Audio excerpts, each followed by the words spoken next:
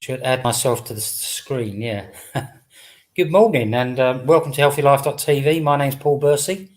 I'm from London, or just outside London in the UK. No, you're not. I'm from. Oh, okay. Warren's in the same room, so I'll just have to say that. But yeah, and currently I'm in. How do you pronounce the name of this place? Santander. Santander, in just outside Budapest in Hungary. So come and visit Warren. So today we're going to talk about how to live the longest and the healthiest. So that should be interesting. So how is your life going? What are you currently doing? Are you making some simple changes to your life? Things that are doable, things that you can do every day. Because look, if we make it complicated, then we just won't do it. Everything we do must be easy to follow. Hopefully what we do is easy to follow here. And so the question is, do you want to live longer? Right? Do you want some longevity? Because nobody knows. Sorry, just get my coffee. Cheers. No, nobody knows what you do or how you conduct your life or where you live and the diet and lifestyle that you have. By doing this, we were hoping to help people improve slightly or improve a lot. It really doesn't matter what. And so not only the question, do you want to live longer? Do you want to live healthier? That's the key. And hang on, let's just get Warren on the stream. We get a bit of feedback. Ooh. That could be bad. That's the trouble of being in the same room. I think I'm going to go in the loo. we didn't test this actually, but we thought let's see how we go. Not everybody. I'm going to have to move. No, I'll do that. Yeah, I'm going to plug my earphones in. Go on in. Yeah. There you go. Okay, I'm going to disappear again and I'll be back in a moment. Maybe I could put my earphones in. So anyway, let me put my earphones in. See if we can get rid of. Oh, that's better. Okay. Now we still got that. So what we're going to talk about, and I've got to keep this simple, are blue zones. Okay. What we're going to talk about is blue zones. Now we still got an echo. I think so. Yep, there we go. Still here. Okay. I'll move upstairs. You carry on. Okay. I'll carry on. I'll take you turn your volume right down for a minute. I'm going to switch this right off. Right, he's gone. He'll be back. So, blue zones. There are not many of them around the world. If you go by what some people say, there are 7, but maybe less. These are the ones we know about. And what it basically means is that people who live in these areas tend to live longer and more healthier life. And it's down to quite a few factors. And obviously, one of them is obviously the food they eat, and other things like exercise and less stress or deal with stress better. Now, if you live in the city, you know that it can be very stressful depending on who you are. So I see it as that whatever you do in life to make things better for you, it must be simple.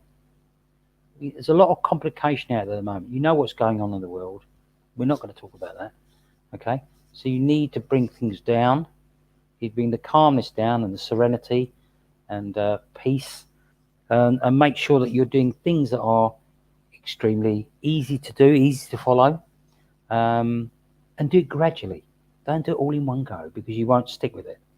So if you're a little bit stressed, so maybe you've got to use.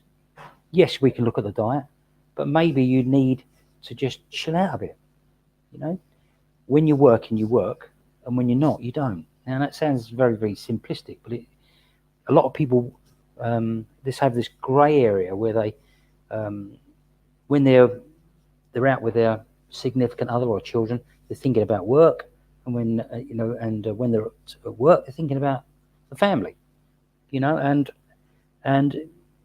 which is fine up to a point. But I think that at some point you need to concentrate on what you're doing, so you give your all, 100% to whoever it is you're working with or whoever it is you're at home with, and it could be a dog even.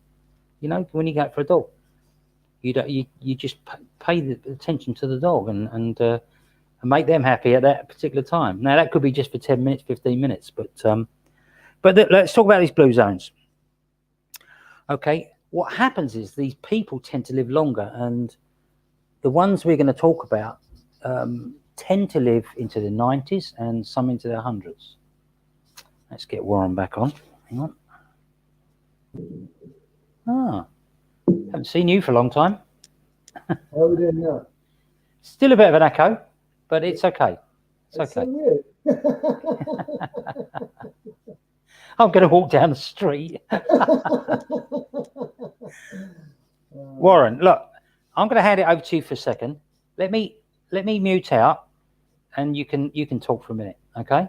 All right, cool. Okay, so I just trust everyone can hear me, okay? Because I can. Everything seems to be working according to plan.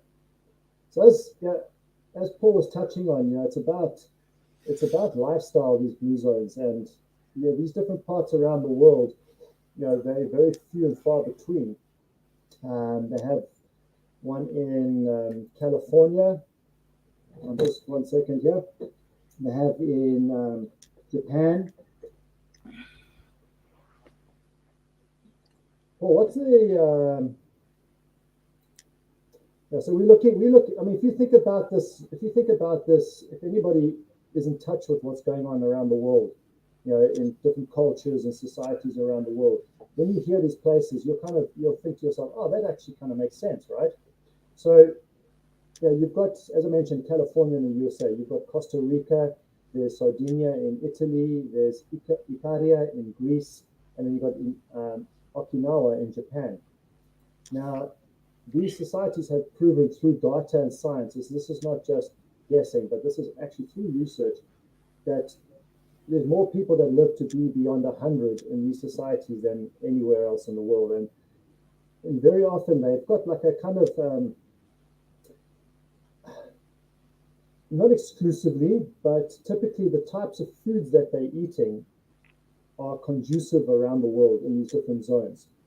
Right, and the most significant part of this is many of you are not going to enjoy this, but 95% of their diet is plant-based, all right, or from some form of plant food. So, taking that into account, again, it's logical. You think to yourself, okay, if my diet is 95% plant-based, then my body's going to be a lot healthier. So. If you've listened to us speaking in the past, we talk a lot about energy and the energy in our cells, and how through our own energy and the things that we do in our lifestyle habits, the foods that we eat, the practices that we do on a daily basis, this emphasizes the energy in our cells and our bodies.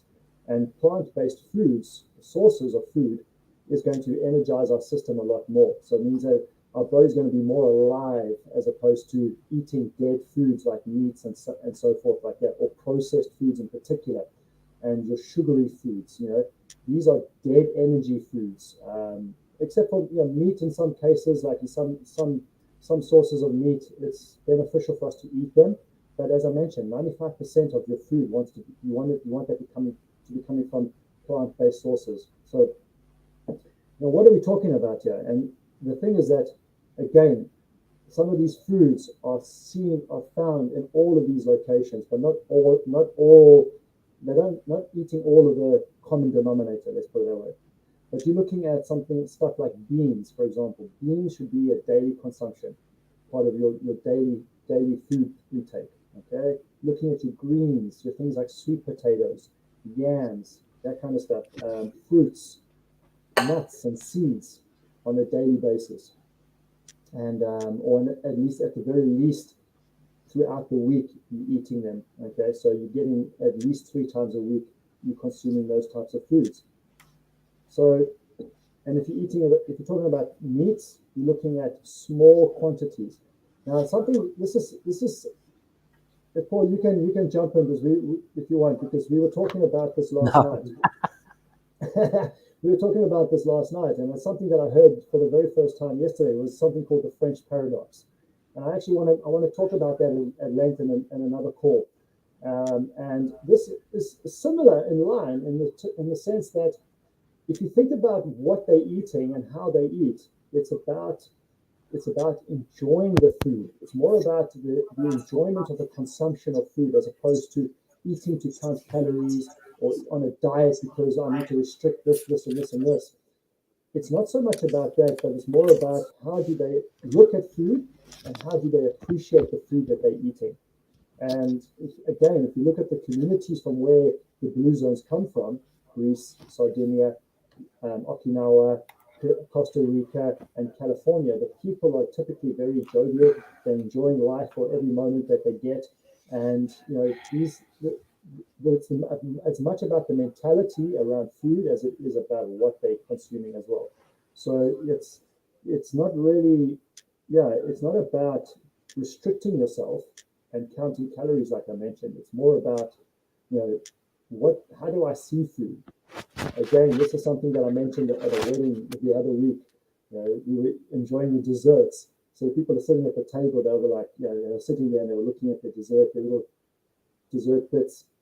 And I could see in their faces, they were about to enjoy this, or they were enjoying it, but there was their guilt, that was ravaging in their mind. And I said, look, just enjoy what you're eating. You don't want to be eating this all the time, but just when you're eating it, don't feel guilty about it, because there's no such thing as a guilty pleasure, right? It's either guilt or pleasure. So just enjoy it for what it is. Appreciate the food that you're getting, but you just don't want to be doing that every day or every week for that matter. Sugar should be one of those things where you literally slash it out of your diet.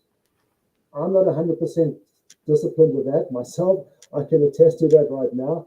And I know Paul is not 100% disciplined on sugar, but at the end of the day, very few of us are. But it's not necessarily about that. It's just about enjoying what you're eating and knowing that you want to have stuff in moderation where and when possible.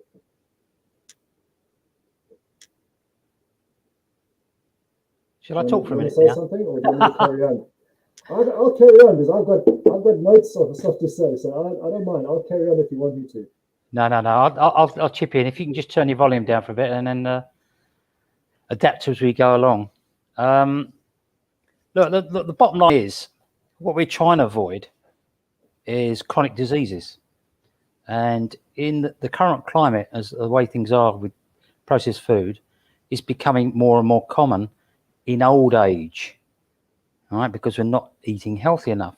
Now, let's talk about genetics for a second. Some things we can't really control when we talk about determining your lifespan. And you will become more susceptible to these diseases if your lifestyle's bad as well.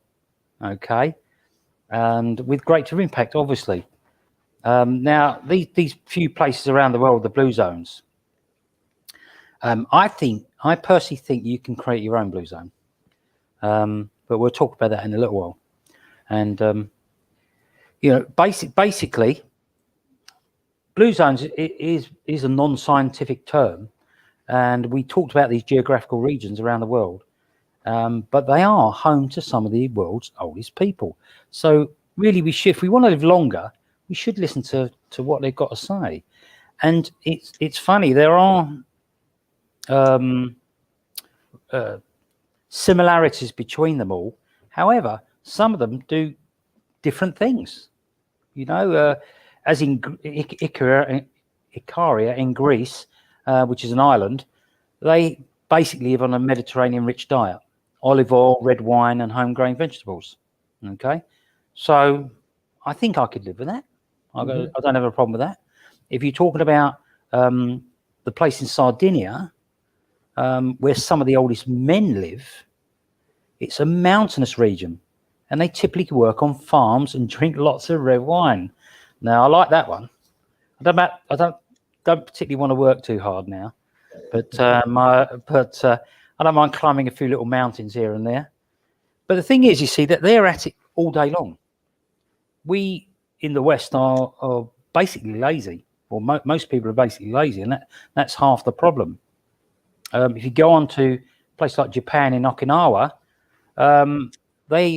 they have more of the oldest women. So they eat loads of soy-based foods now, which is great. And obviously we speaking to Warren beforehand, and it all depends. As long as it's a natural form of soy, it's fine, as far as I understand it. But if you again, we go back to processed foods. Once the manufacturers get hold of it, is when things change. So be careful when you're having a soy-based foods. The other thing they do in Japan is they practice Tai Chi, which is a meditative form of exercise. And I've always wanted to get into Tai Chi, and I will get into it. I don't know. We're living in. There must be somewhere near London that does Tai Chi, and I'm going to go and practice it. Now, if you move on to Costa Rica, which is a Nicoya Peninsula, then basically what they center things around is what Warren mentioned about beans and corn tortillas and things like that. So the other thing is that the people of the area regularly perform physical jobs into a very old age. And you know that if you're active, it's tremendous when we're talking about for aging. And they also have something called a sense of life purpose, which is known as plan de vida, and that it sounds like that works for them if it's if they're getting to old age. And the other thing was that the place in California is slightly a bit different again. It's the Seventh Day Adventists, and they're in Loma Linda, and they are a very religious group of people, and they live as strict vegetarians, and it's a very, very tight-knit community. So again, it does depend on what you do, where you live, and it's not just down to one thing. And the longevity percentage is something like 20 to 30% more in these places, and they all do something different, but there's a lot of similarities. As Warren mentioned, 95% is plant-based, and I'm going to hand back over to Warren, and I'm going to turn my thing down. Hang on, Warren, do you want to take over and talk about what type of things they eat? I know you've mentioned something. Yeah, sure, no worries. Of course. So one thing that just to start off with this is the best of the best, which has been identified amongst all the blue zones around the world. So take note of these foods that are kind of you find in all the blue zones. Spinach, kale, your beets, your turnips, chards, and collards. All right. Those are the foods that you'll find basically according to the studies that you'll find in all the blue zones. Now, the thing is with this as well as volume Paul is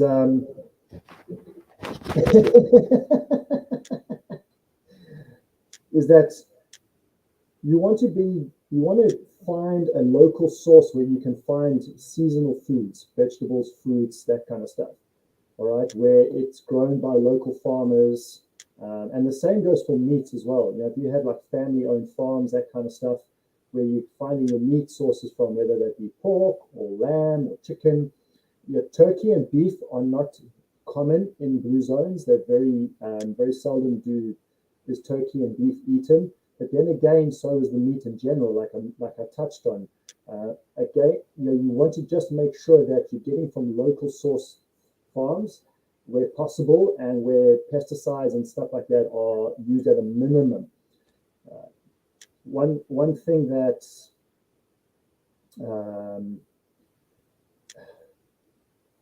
is not necessarily practiced around the world, but I find that in Europe it's very much a practice, and in Asia it's a practice, is where they take the leftover vegetables from the season, stuff that's not no longer seasonal at, towards the end of the season. And what they do is they pickle it or they dry it, the vegetables and stuff like that, and then that can be eaten later on in the year, where it's off season, and then you can enjoy some pickled or dried foods. And it was, as Paul and I spoke about last week, is when you're looking at pickled foods, which is part of which is fermented vegetables and things like that. That's very good for digestion and your biomes, your gut biomes, and things like that. So they're very good for keeping your gut healthy. So there's another different thing.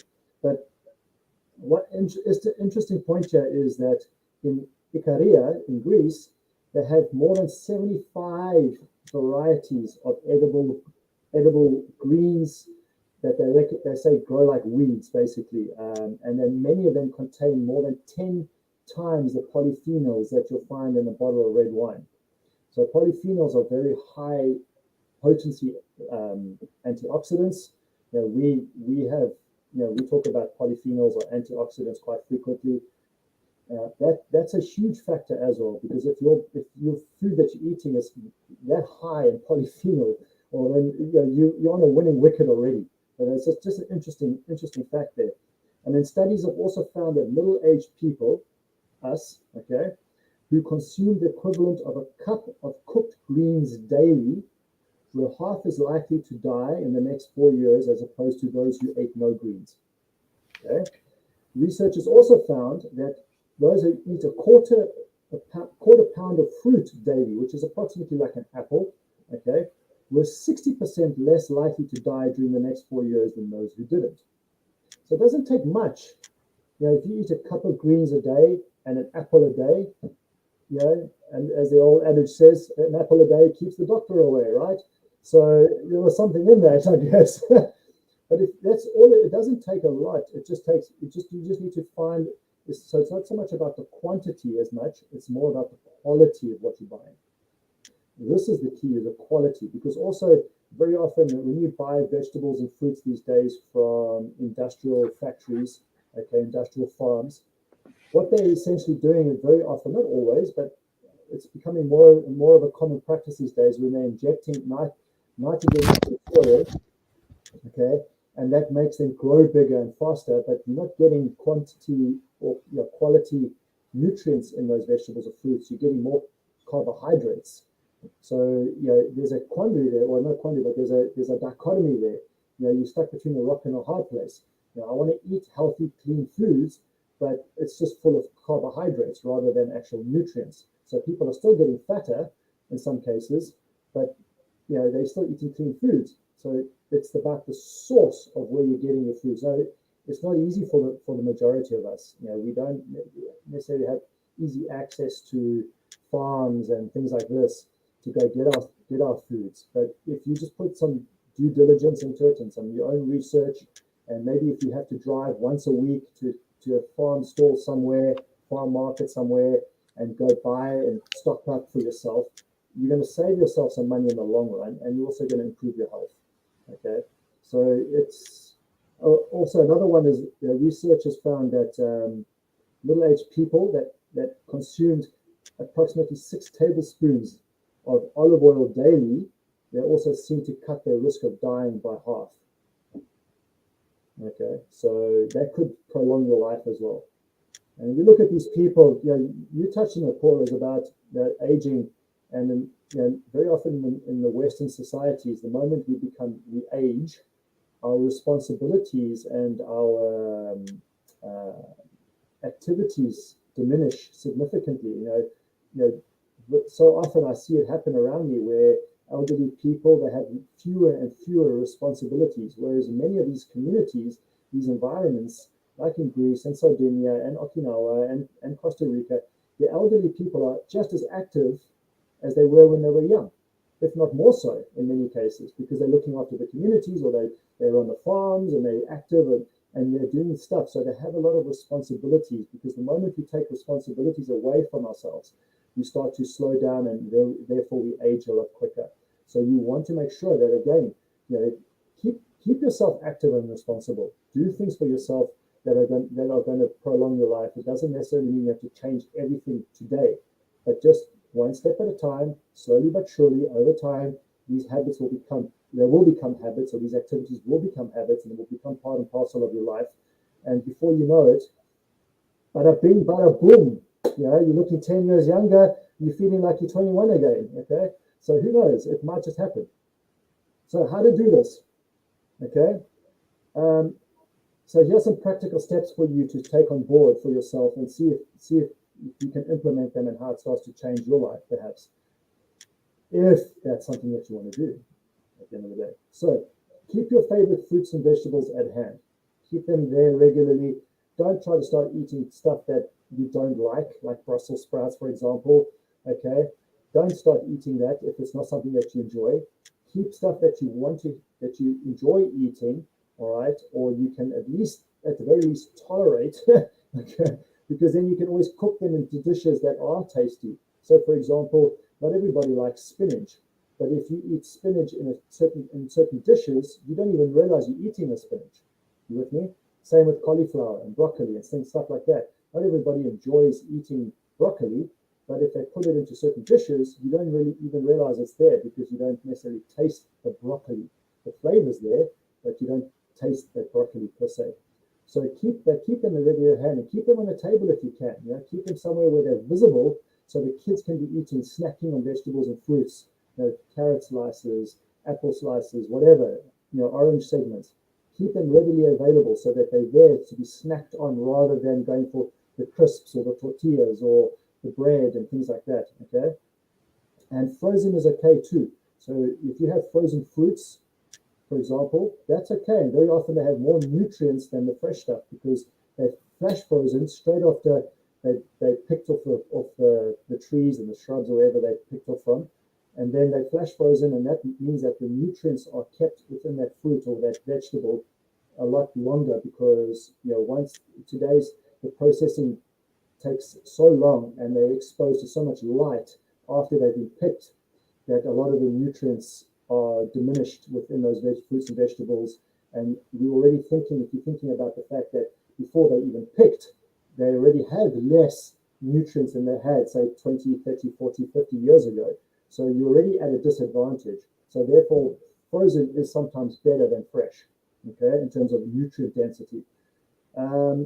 Use olive oil like a butter. So spread it on your bread, for example. Like I mentioned, middle-aged people that are consuming around about 6 tablespoons of olive oil a day are cutting their risk of dying by half. And then saute it with the vegetables on low heat. Obviously, olive oil, not extra virgin pressed, cold pressed olive oil, but just a normal olive oil. You can use a low heat sauteing, drizzle over your cooked vegetables, that kind of stuff, with some spices and herbs to add flavoring, and keep that on the table as well. And then stock up on whole grains. So, for example, your oats, your barleys, your brown rice, ground corn, and grains with less gluten. So gluten is not necessarily the enemy, but it's what happens to the processing that makes the gluten bad. All right. So if you have breads with less gluten in it, like sourdough, for example, that's good. Your barley, your multi-grain whole wheat type of breads, that's typically good, better for you. And then whatever you're not going to use, vegetables, fruits, put it in the fridge, make a soup out of it perhaps. Boil a nice soup, and then you can keep that in the fridge for a day or two, or otherwise freeze that, and you can always bring it out when you want to have a soup again, okay? Or if you don't have time to cook. Now, proteins, I've touched on proteins, and again, I'm going to emphasize this, it's the source of the meat that you're buying. All right, so it's the quality of the meat that you're buying. It's not necessarily the quantity, or because I'm having lamb or because I'm having turkey, it's better for me. No, not necessarily. It's where does it come from, all right? And because there's going to be fat involved with the meat, whether you're cooking it or once you finish cooking or you're eating it, there's going to be some traces of fat in there. And if that fat is full of chemicals, it's so bad for you. But if you're eating fat that is from free range or naturally harvested meats that come from home farms where there's less stress on the animal, there's less congestion and pressure on the animal itself, that meat is going to be a lot more tender and it's going to be a lot happier and healthier for you as a person who's consuming that meat. So another important factor about meats is that in meats we have amino acids. Now the body can produce certain amino acids, but there's 9 amino acids that are what we call essential amino acids. And this is where vegetarians don't always get the full spectrum of those amino acids that our bodies need, those 9 amino acids, which these proteins are your building blocks, okay, of the body.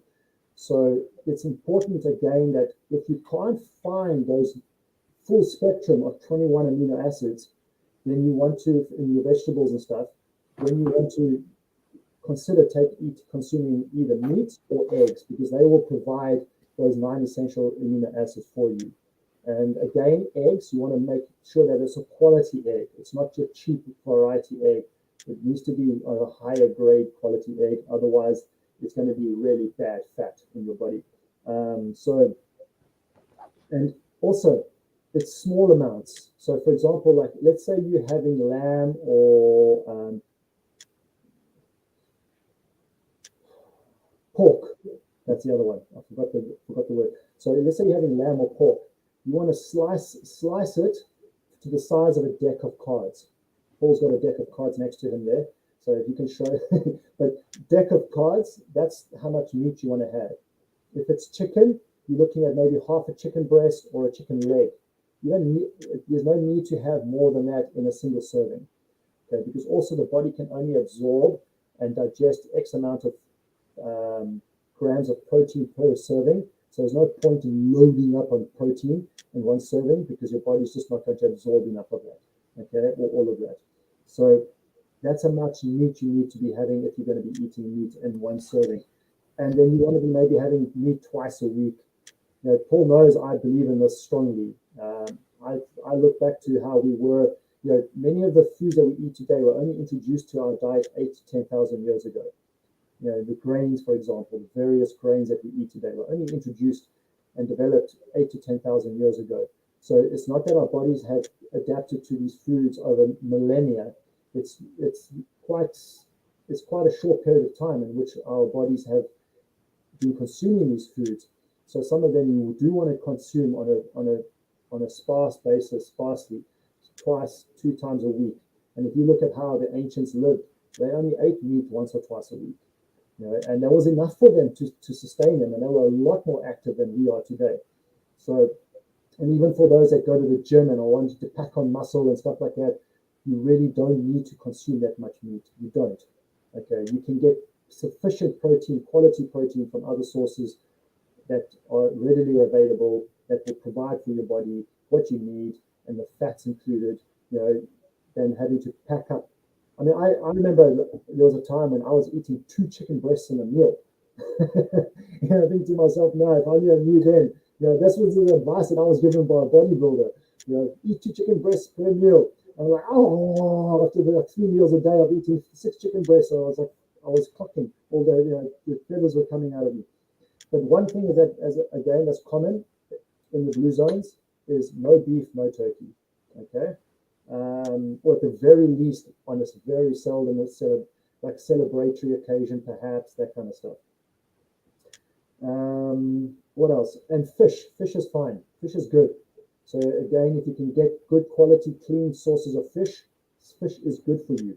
And you know, just minimize the amount of canned fish that you eat because of mercury contamination potentially, and also the source from which the fish comes from. If it's farmed fish, there's going to be high levels of mercury in those fish typically, and the nutrients that they're getting are not necessarily good. It's more for coloring the fish than anything else, so that it looks like it is what it is.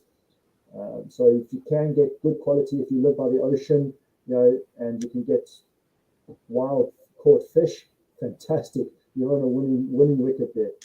And then occasionally eggs 3 times a week.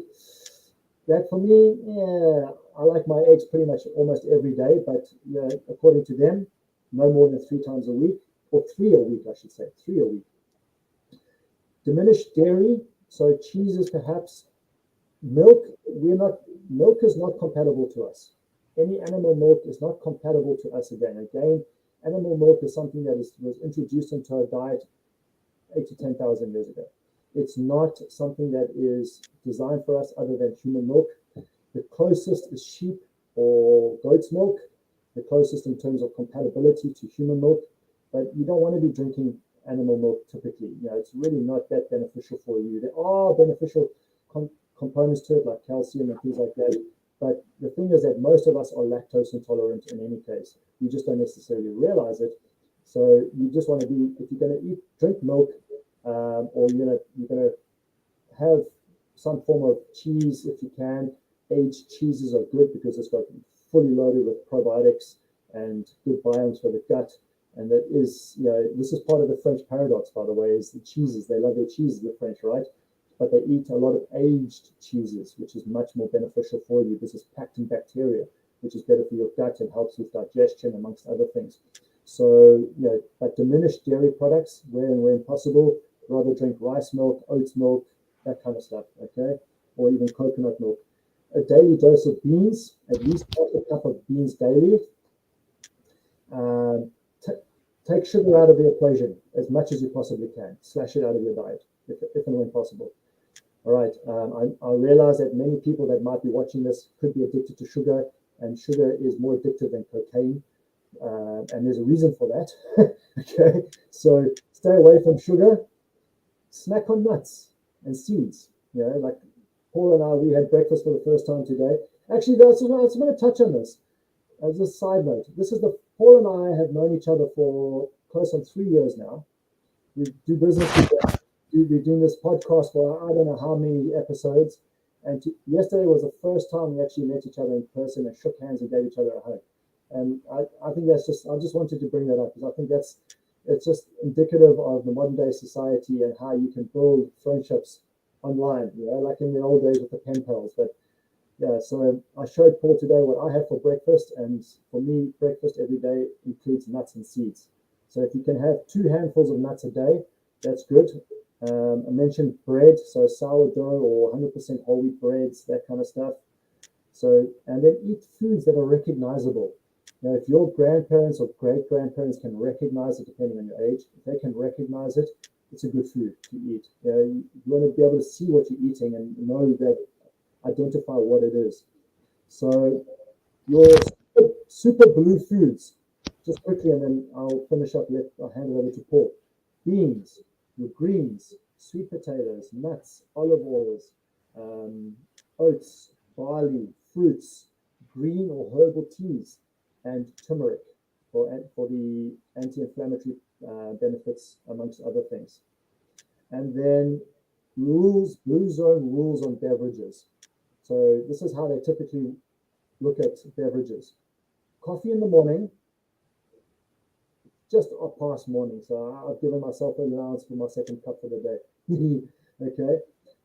Tea for lunch, red wine or wine at 5 p.m. Okay.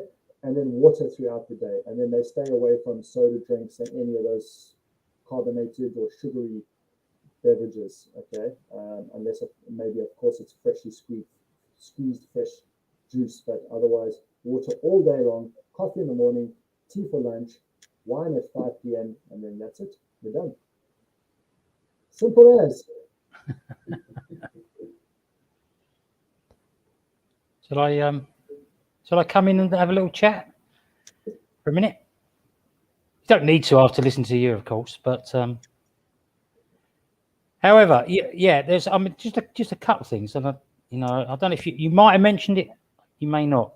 I think you said something about eating slower. Was that right? Enjoying your food, enjoying it, yeah.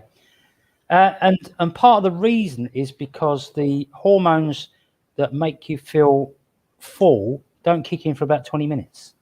That's the reason you eat. One of the reasons you eat slower. Yeah, and long-term calorie restriction also helps you live longer. So again, it's very, very important. Now, I want to ask you a question. Are you interested in creating your own blue zone? If you are, get in contact with us, and we'll work with you on either group or one-to-one basis. I'm not going to say any more than that. It's going to be for those few people that actually really do want to live longer, and maybe we can help you.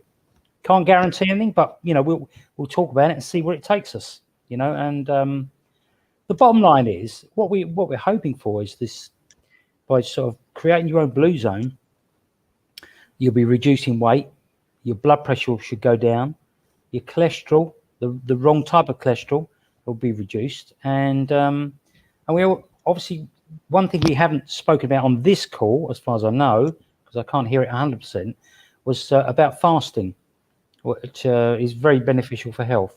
So, and that's part of what we're talking about. So I'm not going to say any more. I'm going to hand it back to Warren to finish up, and just say that if you need any help or any guidance, advice, please get in touch. I'm done.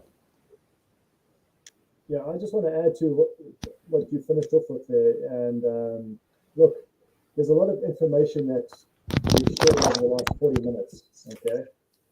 And for some of you, that may seem really overwhelming. Okay. If you've made it this far through this conversation, it may all seem quite overwhelming, all this information and this, I don't want to say diatribe, but this need going on about all the information and what needs to be implemented into your life. But it's really not that complicated. It's actually quite simple. It's just a matter of knowledge, understanding, and then identifying what are your goals. Where do you want your health to move towards, if you want some change in your health. And then with the guidance of Paul and I, then we can help make it simpler for you, so that it doesn't need to be so overwhelming.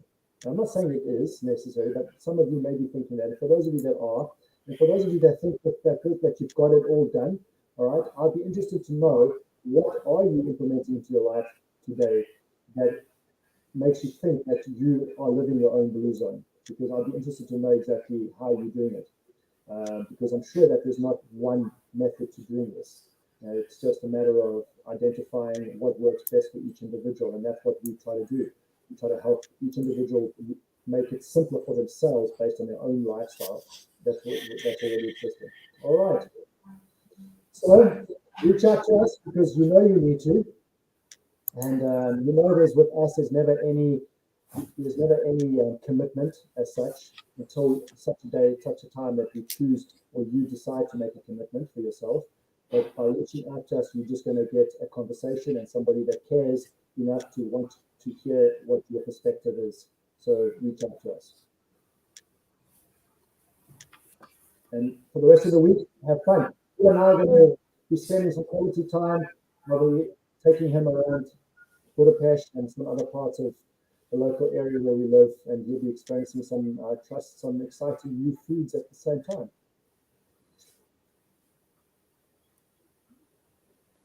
We're going to call it, Warren.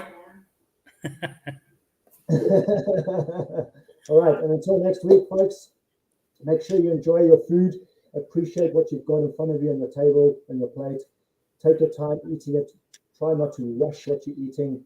Let your body and your brain and everything just enjoy what it is and appreciate it for what it is. And you'll notice that your health will change as a result of that.